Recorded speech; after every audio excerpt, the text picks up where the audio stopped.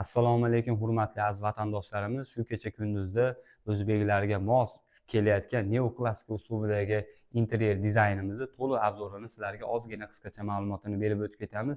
Bizga bu ishlarimizni yaqindan yoritib berayotgan Ahil O'zbegimning Corona brendi ostidagi Atacento mahsulotlarining hissalari juda ham ko'p. Sababi bu mahsulotni anchadan beri birga hamkorlik qilamiz.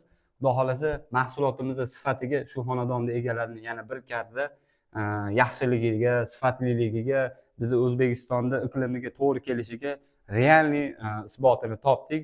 Bu Atacento mahsulotlarimizga boshqacha uyg'unlik berganmiz. Ayniqsa teksturalarga kelsak, devorlarga yopishtirgan detallarimiz gipsovoy emas.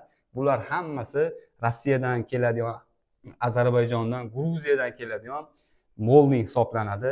Taroqlarga keladigan bo'lsa, xonani kattaligiga vizualni ko'rsatsin degan maqsadda chiroyli qilib otsenkasiga moslab turib ichiga yiltiroq tillali taroqlardan qilingan, yonboshlariga chiroyli ledlardan qilingan. Bu tomonimiz televizor zonaligi uchun shu yerga chiroyli qilib bitta narsalarimiz bor. Ularni ham xudo xolasa ish jarayonida qilib boramiz.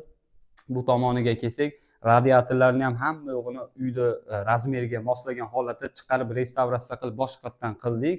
Lustralarga kelsak, devordagi tillalarga kelsak, razvedka kulush atillarimizga hammasiga oltin rangini uyg'unlashtirgan holatda xudo xolasa chiroyli qilib to'liq topshirib berdik. Biz bu ishlarimizni juda ham bir sifatli qilib, ranglarini, ayniqsa ish kачествосini premium klassda topshirayotgan holatimizni yoritib berayotgan shu Ahil O'zbegimni Atacento mahsulotlariga alohida minnatdorchilik bildiramiz. Kimga shunaqa mahsulotlar kerak bo'lsa, kimga shunaqa xizmatlar kerak bo'lsa yoki ustakalarimizga mana shunaqa mahsulotlar kerak bo'lsa, ularga ham shunaqa Atacento mahsulotlarni tavsiya qilamiz.